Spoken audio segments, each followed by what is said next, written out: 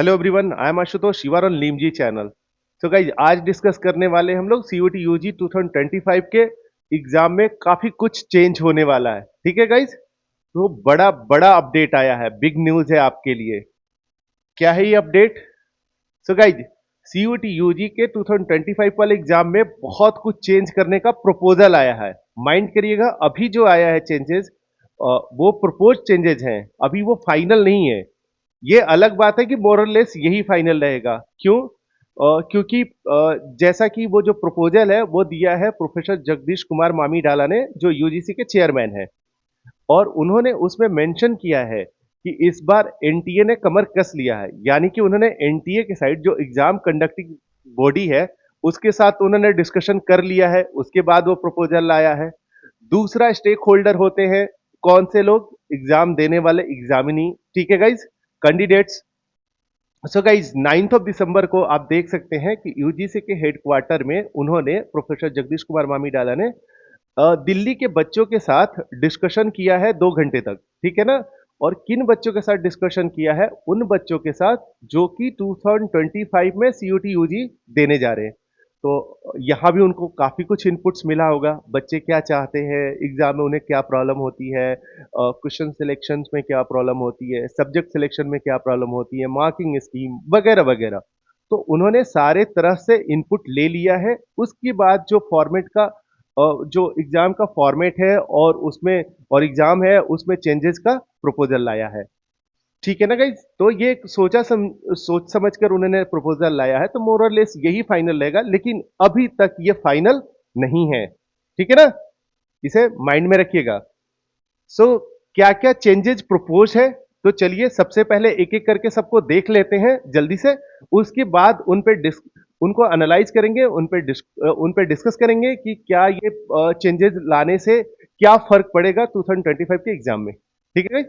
तो चलिए, पहला उन्होंने जो चेंजेस लाया है वो, कि इस बार का जो सीयूटी यूजी का एग्जाम होगा वो होगा सीबीटी मोड। ठीक है guys?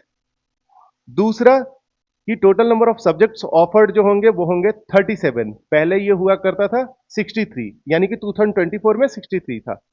Total number of subjects drop, तो ऑफ कोर्स 26, 63 से 37 आ गया। तो और total number of languages in which the exam will be conducted, तो इसका ये मतलब है कि अब और 13 लैंग्वेजेस में एग्जाम कंडक्ट होगा।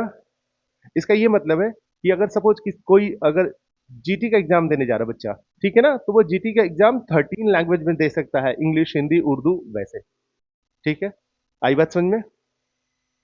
अगला, admission in the drop 26 subject on the basis off score of the GT. ठीक है ना? जो लैंग्वेज और डोमेन स्पेसिफिक सब्जेक्ट ड्रॉप हो गए हैं, उनमें अगर एडमिशन लेना होगा तो उसका बेसिस होगा जीटी। ठीक है? Number of test in which a candidate can appear up to 5। So guys, पिछले साल तक 6 ले सकते थे, ये सब हम लोग डिस्कस करने वाले हैं डिटेल्स में। ठीक है ना, कि क्या इससे फर्क पड़ेगा। अब केवल 5 दे सकते हैं। Type of exams in which a candidate can appear any 5। So guys, उनका कहना यह है कि बच्चे अब इरेस्पेक्टिव हो उनके क्लास 12 का सिलेबस, किसी भी एग्जाम में वो अपीयर हो सकते हैं। सो गाइज, ये एक इनकम्प्लीट इंफॉर्मेशन है, क्योंकि अभी तक भी बच्चे अपीयर हो सकते थे दूसरे सब्जेक्ट में। अगर साइंस वाले हैं तो सोशल साइंस के सब्जेक्ट में अपीयर हो सकते थे, और उल्टा भी। ठीक है गाइज, मैंने भी 12th साइंस से किया है, मेरा पीसीएम था। और मैं 2024 में मैंने ज्योग्राफी लिया था।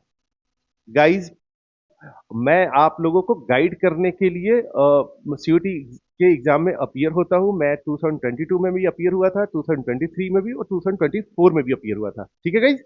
और 2024 में मेरा एक सब्जेक्ट था जियोग्राफी, और जबकि मैं पीसीएम से हूँ, तो एग्जाम देने में कोई प्रॉब्लम नहीं है। प्रॉब्लम आती है आगे यूनिवर्सिटी के लेवल पे। ठीक है गाइज? ये भी हम लोग डिस्कस करेंगे आगे चल के। ठीक है गाइज? ओके, तो ये सारे चेंजेस थे इस पेज पे। अब आइए कि number of question in each test अब हो गया 50, इंक्लूडिंग ऑफ जीटी।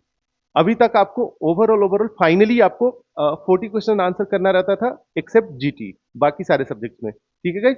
लेकिन अब सब में आपको आंसर करना होगा 50। Number of questions to be attempted, all 50 questions are compulsory. ये बहुत बड़ा न्यूज है आपके लिए, द मोस्ट इंपॉर्टेंट है। ठीक है गाइस? कैसे? क्योंकि इससे पूरा कहानी चेंज हो जाएगा, हम लोग अभी आगे चल के डिस्कस करेंगे। टाइम ड्यूरेशन सारे जितने भी एग्जाम्स है सबका टाइम ड्यूरेशन हो जाएगा 60 मिनट्स। ठीक है। मार्किंग स्कीम +5 -1, ये पहले भी यही था, ठीक है ना, कि अगर आप सही अगर आपका क्वेश्चन सही हो जाता है तो आपको +5 मार्क्स मिलेगा, आपका गलत हो जाता है तो -1, अगर आप छोड़ देते हैं तो 0 मार्क्स। ठीक है। Number of shift in a day 3। अभी तक उन्होंने प्रपोज किया है कि बहुत सारे एग्जाम होंगे ना, देखिए आपने 37 सब्जेक्ट्स है, बहुत सारे कम्बिनेशन हो जाते हैं। कोई जैसे कोई किसी ने अगर 5 सब्जेक्ट चूज किया तो कुछ कोई सा चूज किया है, किसी ने दूसरा 5 सब्जेक्ट चूज किया है, तो इसीलिए बहुत सारे एग्जाम्स कंडक्ट कराने पड़ते हैं। तो उन्होंने कहा है कि अभी जो प्रपोज है वो शिफ्ट्स मतलब 3 होंगे, यानी कि एक दिन में 3 शिफ्ट में एग्जाम होगा। ठीक है ना। नॉर्मलाइजेशन द इम्पोर्टेंट, उन्होंने बोला है कि यस अगर रिक्वायर्ड हुआ तो तो मेरे हिसाब से तो रिक्वायर्ड रहेगा, अभी हम लोग इसको भी डिस्कस करेंगे। ठीक है गाइस, तो देखते हैं। तो यही सारे चेंजेस प्रपोज्ड हैं जो कि 2025 में एग्जाम में होने वाले हैं। ये फाइनल नहीं है, प्रपोज है, तो मोर और लेस यही फाइनल होगा। ठीक है। अब चलिए एक एक करके डिस्कस करते हैं। सबसे पहला mode, CBT mode. So guys, जब से ये एग्जाम स्टार्ट हुआ है 2022 में, उस समय भी था ये सीबीटी, 2023 में भी था सीबीटी, 2024 में ये हाइब्रिड हो गया था। ठीक है ना। 15 में पेन पेपर बेस्ड हुआ था और रिमेनिंग में ये हुआ था कंप्यूटर बेस्ड टेस्ट।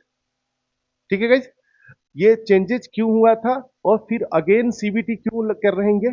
2025 में फिर सीबीटी होने वाला है, तो ये क्यों कर रहे हैं?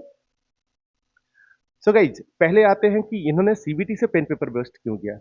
सो गाइज, ये सीबीटी बेस्ड टेस्ट करा रहे थे ना, तो दो तीन प्रॉब्लम हो गई थी। एक तो टेक्निकल ग्लिचेज हो ही रहे थे, लेकिन वो बड़ा प्रॉब्लम नहीं था। सबसे मेन प्रॉब्लम था नॉर्मलाइजेशन।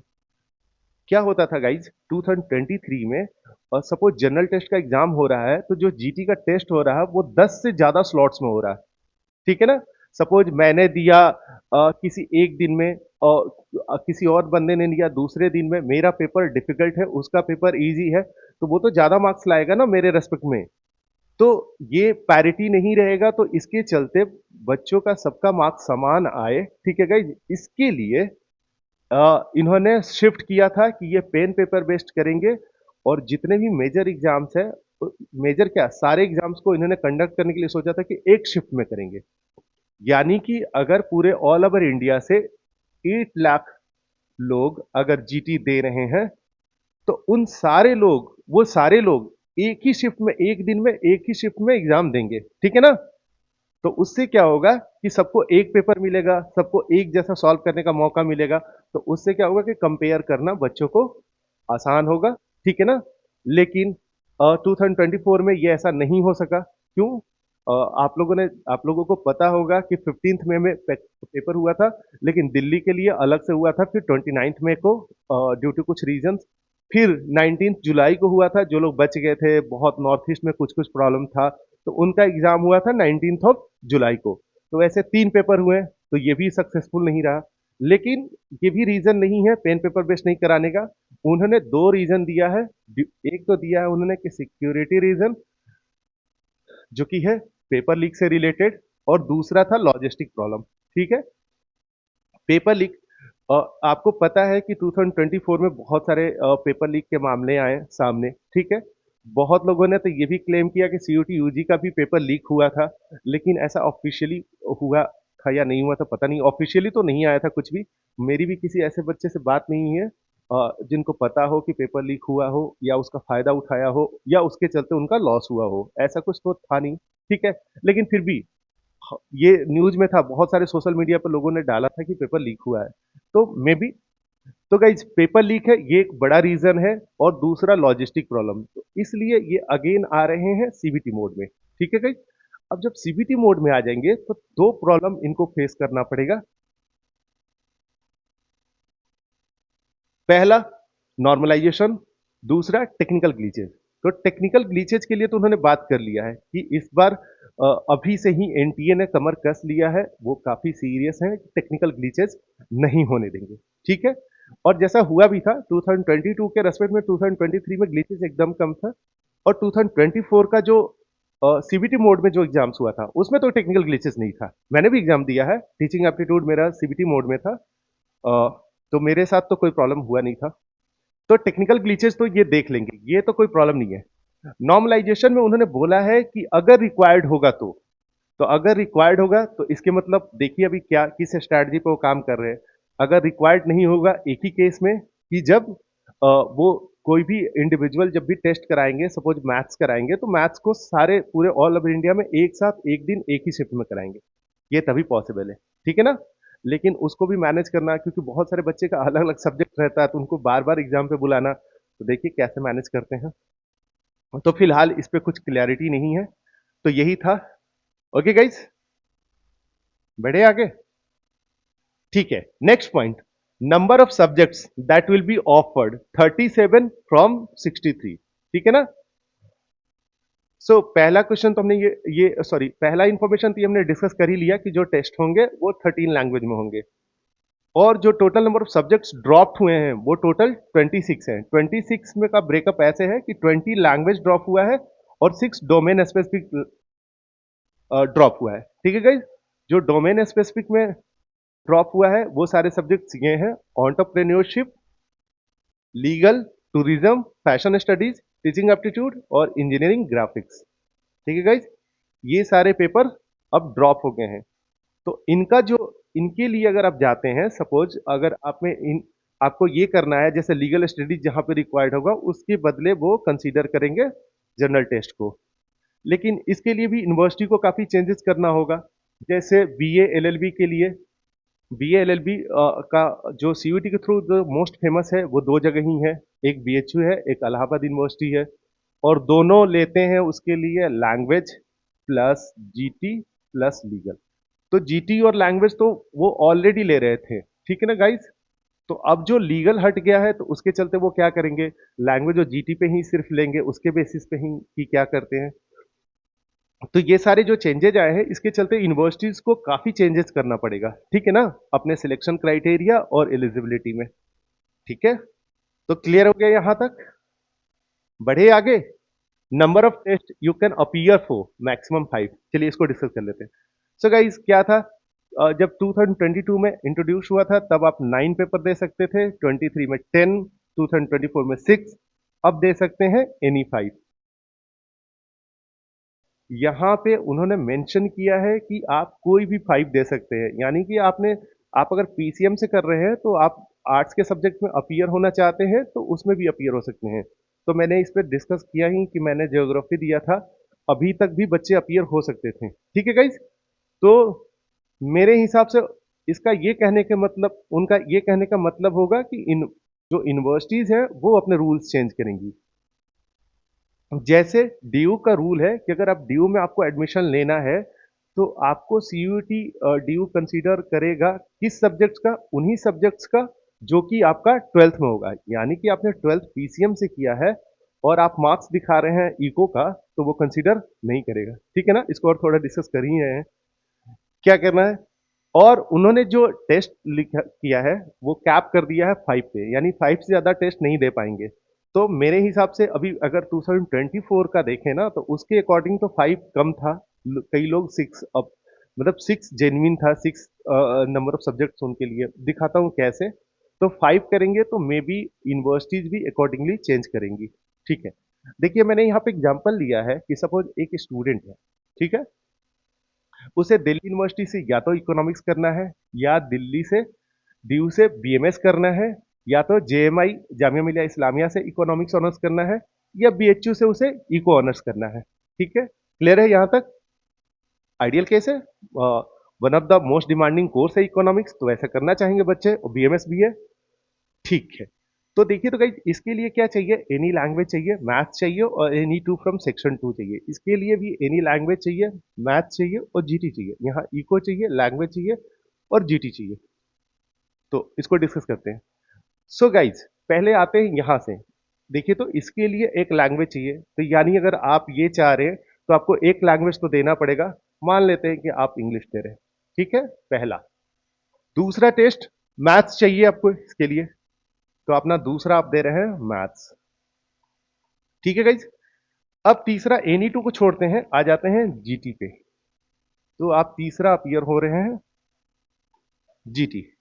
तो देखिए तो गाइज बीएचयू के लिए तो हो गए आप। सपोज आप हिंदी नहीं दे रहे हैं तो यहाँ बीएचयू के लिए लैंग्वेज चाहिए एक, दोनों में से कोई, इंग्लिश आप दे ही रहे, जीटी दे रहे हैं, तो इसका तो हो गया। Excuse me guys. जेएमआई का अभी छोड़ते हैं, अब आते हैं यहाँ पे। तो इसके लिए देखिए तो गाइज यहाँ पे भी हो गया, लैंग्वेज हो गया, मैथ्स हो गया, जीटी हो गया, तो ये भी कंप्लीट हो गया। अब बचा ये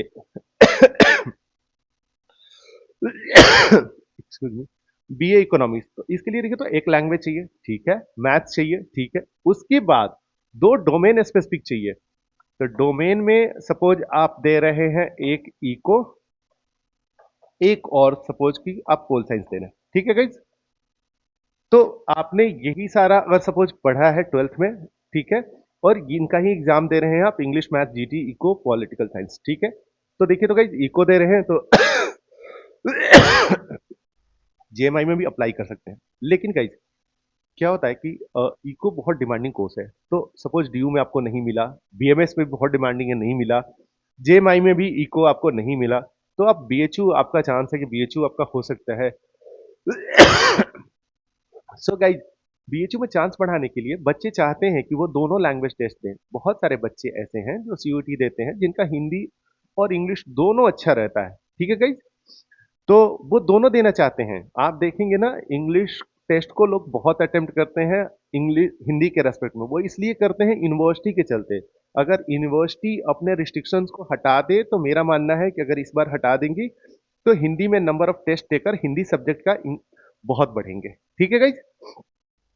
सो गाइज लैंग्वेज टेस्ट में देखिए तो इंग्लिश और हिंदी है, तो अगर बच्चे को अगर हिंदी भी देने का मौका मिलता, ठीक है, तो क्या होता है कि उसका बीएचयू में होने की प्रोबेबिलिटी बढ़ जाती ना। सपोज वो इंग्लिश में अच्छा मार्क्स नहीं ला पाया, पेपर टफ हो गया, तो हिंदी में ज्यादा ला पाया, तो हिंदी के चलते उसका सिलेक्शन हो जाता। लेकिन अगर 5 पे ही कैप रहेगा तो फिर तो वो दे नहीं पाएगा ना, हिंदी तो फिर देगा नहीं, अगर यही क्राइटेरिया रहा यूनिवर्सिटी का तो। ठीक है गाइज, क्लियर है यहाँ तक। नेक्स्ट, यहां तक तो हमने बात की उस बच्चे का जिसने सोशल साइंस लिया हुआ है, जिसने पॉलिटिकल साइंस और जिसका इको सब्जेक्ट है। लेकिन वैसे लोग जो अपना स्ट्रीम को चेंज कर रहे होंगे, यानी कि सब साइंस से इको ऑनर्स लेना चाह रहे होंगे। सपोज एक एग्जांपल लेते हैं पीसीएम वाले स्टूडेंट का, ठीक है गाइज। तो यहां से मैं इनको हटाता हूं, यहाँ सॉरी यहां तक ही हटा देता हूं। कोई एक पीसीएम का स्टूडेंट है, ठीक है ना, तो पीसीएम का स्टूडेंट होगा तो उसका क्या क्या होगा, फिजिक्स, केमिस्ट्री, मैथ्स। तो देखिए तो इंग्लिश लैंग्वेज होगा ही, मैथ्स ऑलरेडी पढ़ रहा होगा, जीटीओ को एक एक्स्ट्रा दे देगा, ठीक है ना। उसके साथ वो फोर्थ में उसने दिया होगा केमिस्ट्री और फिफ्थ में फिजिक्स, इन सारे का टेस्ट दिया होगा, यही ना। फिजिक्स, केमिस्ट्री, मैथ्स ये तीनों तो दिया होगा, साथ में इंग्लिश देगा और जीटी दे देगा। तो देखिए तो यहां तो काम बन गया। एनी लैंग्वेज, हाँ, मैथ्स, हाँ, उसके अलावा दो डोमेन स्पेसिफिक, हाँ, यहां पे भी हो गया, मैथ्स हो गया, जीटी हो गया और लैंग्वेज हो गया, ठीक है ना। यहाँ बीएचयू में भी हो गया, लैंग्वेज है, जीटी है। लेकिन गाइस जेएमआई में तो वो अप्लाई नहीं कर पाएगा ना, क्योंकि जेएमआई के लिए चाहिए इको, इको तो उसने दिया नहीं है, ठीक है ना। अगर 5 ही सब्जेक्ट देना है तो वो इको तो दे नहीं पाएगा। सो गाइज लेकिन अभी तो जैसे हो रहा है कि पैटर्न चेंज, बहुत सारे लोग स्ट्रीम चेंज कर पाए, जो न्यू एजुकेशन पॉलिसी है, बच्चों को फ्रीडम दिया जा रहा है कि आप दूसरे स्ट्रीम में जिसमें आपका मन हो आप उसमें चेंज कर सके, ठीक है, यूनिवर्सिटी चेंज कर सके। और फिर ऐसे रिस्ट्रिक्शन की आप कई यूनिवर्सिटी को अप्लाई ही नहीं कर पाए, तो ऐसा पॉसिबल नहीं होगा। इसलिए मेरा मानना है कि यूनिवर्सिटी इस बार अपने जो सिलेक्शन क्राइटेरिया है उनको चेंज करेंगी, ठीक है। जैसे ड्यू के लिए ड्यू ने रिस्ट्रिक्शन लगा रखा है कि आप ट्वेल्थ में जिस सब्जेक्ट्स में आपने ट्वेल्थ का एग्जाम दिया है उन्हीं में आपको सीयूटी का एग्जाम देना होगा, तो माइट भी वो हटा दें इस बार से, ठीक है ना। और उन्होंने जगदीश कुमार मामी डाला ने उन्होंने यूनिवर्सिटी से भी तो जरूर बात की होगी, तभी तो इस प्रपोजल पे आए होंगे ना, ठीक है। तो आप लोग के लिए तो खुशखबरी है, अगर वो रिस्ट्रिक्शन हटा देते हैं तो अब आपको कम नंबर ऑफ सब्जेक्ट्स प्रिपेयर करना होगा। और ऑप्शंस तो सारे आपको जितने मिल रहे थे वैसे मिलना चाहिए, अदरवाइज मतलब ऐसे तो रिस्ट्रिक्ट करके नहीं रख सकते ना कि आप बहुत सारे ऑप्शंस नहीं ले पाए। क्योंकि बच्चे बहुत सारे ऐसे रहते हैं कि जैसे इकोनॉमिक्स ऑनर्स नहीं मिला तो बहुत बच्चे लैंग्वेज में चले जाते हैं, जेएनयू से लैंग्वेज कर लेते हैं, तो वगैरह वगैरह। तो ये सारे फ्रीडम तो उनको मिलनी चाहिए ना, ठीक है ना। चलिए बढ़ते हैं आगे। अब डिस्कस करते हैं एग्जाम के स्ट्रक्चर को। सो गाइज अब क्या हो गया है, नंबर ऑफ क्वेश्चंस आपको अटेम्प्ट करना है 50 इंक्लूडिंग जीटी। ओके गाइज, पहले क्या था कि जीटी में 60 में से 50 करना था, बाकी सब्जेक्ट में से 50 में से 40 करना था, लेकिन अब आपको करना है 50। और सारा देख लेते हैं तो एक साथ फिर डिस्कस कर लेते हैं। Number of questions to be attempted 50, all questions are compulsory. इसके चलते बहुत चेंजेज होने वाला है।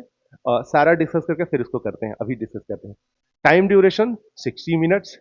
मार्किंग स्कीम तो वही सेम हमने डिस्कस कर लिया, शिफ्ट तो कर ही लिया है। Total marks in each subject 250। ठीक है गाइज, तो चलिए अब इनको डिस्कस करते हैं। सो गाइज अब क्या हो गया कि ये जो क्वेश्चंस है, कि जो सारे कंपलसरी हैं, इसके चलते बहुत चेंज होने वाला है। कैसे? जैसे कि आपने देखा ना 2024 में बहुत सारे बच्चों ने, हजार से ज्यादा बच्चों ने हिस्ट्री में, अकाउंटेंसी में, पॉलिटिकल साइंस में तो 5,000 से ज्यादा बच्चों ने, और बिजनेस स्टडीज को तो पूछिए ही मत, रुला दिया था। 8,000 से ज्यादा बच्चों ने 200 में 200 मार्क्स लाया था। ठीक है, लेकिन अब इस बार उनको प्रॉब्लम हो सकती है। क्यों? क्योंकि जो बच्चे सारे क्वेश्चन अटेम्प्ट करते हैं, 200 में से 200 लाते हैं, ठीक है गाइज, वो क्या करते थे कि 50 क्वेश्चन में से उन्हें 40 करना था। तो बहुत सारे ऐसे बच्चे हैं अ, कि जो एक दो चैप्टर जिन्होंने जो कम इंपॉर्टेंट है उसको नहीं पढ़ के जाते हैं। उससे एक दो क्वेश्चन आया भी तो क्या फर्क पड़ा, उनको ऐसे भी 10 क्वेश्चन छोड़ना था, वो दो तीन क्वेश्चन, चार क्वेश्चन उसके छोड़ देंगे। एक आध क्वेश्चन कभी आउट ऑफ सिलेबस और ऐसा आ गया कि जो ट्रिकी हो, जो नहीं आ रहा हो, तो वो उनको छोड़ देते थे। एक दो क्वेश्चन कभी कभी एग्जाम में गलत रहता था, ऑप्शन सेम हो गया, तो उनको छोड़ देते थे ताकि वो बच सके और परफेक्ट स्कोर ला सके। लेकिन लेकिन गाइज इस साल तो ये प्रॉब्लम हो जाएगा ना, सपोज आपको ऑल 50 में से एक भी नहीं आता है तो आपका परफेक्ट स्कोर नहीं आएगा। तो मेरा मानना है कि कुछ एक सब्जेक्ट्स को छोड़कर तो 100 में भी परफेक्ट स्कोर लाने वाले लोग नहीं रहेंगे। और ये मैं तब कह रहा हूं इसके बावजूद कि टाइम बढ़ गया है। सो गाइज पहले क्या था कि पहले 45 मिनट्स मिलता था उनके लिए, उन सब्जेक्ट्स में जिसमें कि आपको कैलकुलेशन नहीं करना, जैसे हिस्ट्री है, पॉलिटिकल साइंस है, बिजनेस स्टडीज है। सो गाइज उन सब्जेक्ट्स में पहले भी 45 मिनट्स ही एनफ होता था। क्यों? क्योंकि हिस्ट्री में करना है क्या, आपको पढ़ना है, क्वेश्चन को आप रीड किए, आपको आता है तो ठीक है आप टिक करते हैं, नहीं आता तो नहीं आता है। ठीक है ना? तो वैसे करके आप 20 मिनट्स में सारे क्वेश्चंस पढ़ लेते हैं, आंसर कर लेते हैं। कुछ क्वेश्चंस ऐसे होते हैं जिनमें आप गेस वर्क करते हैं। ठीक है, जैसे ज्योग्राफी का ले लूं, तो कुछ अगर रिवर्स के बारे में पूछा हुआ है साउथ इंडिया का, ठीक है ना, तो वो उनको याद ऐसे आता है कि अरे डेक्कन प्लेटू इधर है, ठीक है, और ये अरेबियन सी में जाके गिरती है, वगैरह वगैरह। तो थोड़े कुछ ही क्वेश्चंस ऐसे हैं जिनमें कि वो रिलेट करके गेस वर्क करके आंसर करते हैं। वो सब मिला के भी गाइस 45 मिनट्स एनफ है। बहुत बच्चों से आप पूछिएगा, आपके जितने भी सीनियर्स हैं जिन्होंने पास कर लिया है, 45 मिनट्स एनफ था। अब तो 60 मिनट्स हो गया है। लोग बोलेंगे कि अरे 10 क्वेश्चन भी तो बढ़ गया, पहले 40 करना था। अरे कहाँ बढ़ा, पहले भी जो लोग आंसर करते थे 40, वो किसको पढ़ते थे, 50 को पढ़कर 50 में से 40 को टिक करते थे। तो बस 10 क्वेश्चंस को टिक करने का टाइम ही तो बढ़ा। पढ़ते तो पहले भी 50 ही थे, पढ़ना तो अब भी 50 ही क्वेश्चंस है, उसमें से 40 को आंसर करना था, अब 50 करेंगे तो टिक करने का टाइम बस गया, ज्यादा बढ़ा। तो उसके लिए आपको 15 मिनट ज्यादा टाइम भी तो मिल रहा है, 45 के रेस्पेक्ट में अब 60 मिनट्स भी तो हो गया है। तो उन सब्जेक्ट्स में तो चेंज होने वाला नहीं है। ठीक है ना, मतलब उन सब्जेक्ट्स में तो टाइम का कोई प्रॉब्लम नहीं होने वाला है। जो ये क्वेश्चन सारे कंपलसरी हो गए, इसके चलते बहुत चेंज होगा गाइज। बहुत सारे बच्चे होंगे, 100 में भी परफेक्ट स्कोर लाने वाले बहुत कम सब्जेक्ट में लोग होंगे। ठीक है, और उन सब्जेक्ट्स में जिनमें कि पहले से 1 घंटा मिलता था, जैसे मैथ्स हो गया, उनमें तो काफी प्रॉब्लम होने वाला है। इस साल भी मैथ्स सारे बच्चों ने सारे 50 क्वेश्चन तो उन्होंने देख भी नहीं पाए, और वो 40 क्वेश्चन कर भी नहीं कर पाए। आपको पता है बहुत कम बच्चों ने लाया है परफेक्ट स्कोर। तो अगले साल से तो मे बी तो और दिक्कत ही होगा उनको, 50 आंसर करना है तो। और मेरा मानना है कि इन जनरल भी जो एग्जाम है इसके डिफिकल्टी लेवल थोड़ी थोड़ी हाई होती रहेगी अभी, और थोड़ा हाई होने का चांस है। 2022 से 23 का पेपर टफ हुआ थोड़ा सा, कुछ एक सब्जेक्ट्स को छोड़ देते हैं एक्सेप्शंस को, तो जनरली इन जनरल टफ हुआ। 24 में उससे थोड़ा टफ हुआ, तो 2025 में और टफ होने के चांस हैं। ठीक है ना, क्लियर है ना? 2024 में जनरल टेस्ट में किसी ने 100% मार्क्स नहीं लाया, यानी कि 250 मार्क्स नहीं लाया, जो टोटल है 244 था हाईएस्ट। ठीक है गाइज, तो इस साल तो और बताइए कि अब तो आपको सारे क्वेश्चन आंसर करने हैं, ऑल कंपलसरी है, तो फिर तो मुश्किल हो गया। ठीक है गाइज, इसीलिए मेरा मानना है कि परफेक्ट स्कोर लाने वाले थोड़े कम हो जाएंगे, तो मैं एग्जाम स्ट्रैटेजी के साथ भी आऊंगा कि कैसे कर सकते हैं। ठीक है गाइज, क्लियर है यहां तक सब कुछ? कंफ्यूजन जीटी और जीएटी। सो गाइज, कहीं कहीं मैंने देखा है बहुत बच्चे मुझसे पूछ रहे हैं, कंफ्यूज हो रहे हैं कि सर क्या जीटी के बदले एक जीएटी आ रहा है? नहीं गाइज, ऐसा कुछ नहीं है। जनरल टेस्ट था पहले में, उसको ही प्रोफेसर साहब ने जब वो मेंशन कर रहे थे, जब वो इंटरव्यू दे रहे थे, उसमें उन्होंने मेंशन कर दिया जीएटी, जनरल एप्टीट्यूड टेस्ट। उन्होंने जीटी को ही बोल दिया जनरल एप्टीट्यूड टेस्ट, वहीं से कोट करके लोग बोल रहे हैं कि अब ये इसका नाम बदल जाएगा, ये हो जाएगा जनरल एप्टीट्यूड टेस्ट। लेकिन ऐसा नहीं होने वाला है। उन्होंने उन्होंने बस ऐसे ही बोला कि जनरल एप्टीट्यूड टेस्ट भी लेते हैं जो जीटी का। उन्होंने अगर जीटी को रेफर करते हुए बोल दिया कि जनरल एप्टीट्यूड टेस्ट, तो हाँ, जीटी तो एक जनरल एप्टीट्यूड टेस्ट ही है। ठीक है गाइज, सो जीटी रहने वाला है, ये जीएटी नहीं होने वाला है। ठीक है ना गाइज, टेंशन नहीं ले। और जीटी में जो स्ट्रक्चरल चेंज होने वाला वो हम लोग ऑलरेडी डिस्कस कर लिए। सो गाइज, अभी भी कुछ कंफ्यूजन है या कोई कुछ आप जानना चाहते हैं, तो आप मेरे साथ टेलीग्राम पे जुड़ सकते हैं। ये मेरा यूआरएल है टेलीग्राम का, और नहीं तो इस क्यूआर कोड को स्कैन करके आप मेरे लिमजी के प्लेटफॉर्म पे जुड़ सकते हैं। ठीक है गाइज, क्लियर है? सो आई होप कि मैंने सारे आंसर कर दिए, आपके सारे डाउट्स को आंसर कर दिए। अगर अभी भी कुछ प्रॉब्लम है, कुछ कोई कंफ्यूजन है, तो आप मुझसे पूछ सकते हैं। दो तरीके से पूछ सकते हैं, मैंने बताया कि या तो आप टेलीग्राम पे पूछ सकते हैं, या आप वीडियो के कमेंट में कमेंट कर दीजिए, मैं वहां पे आंसर करने की कोशिश करूंगा। ठीक है? Okay guys, thank you.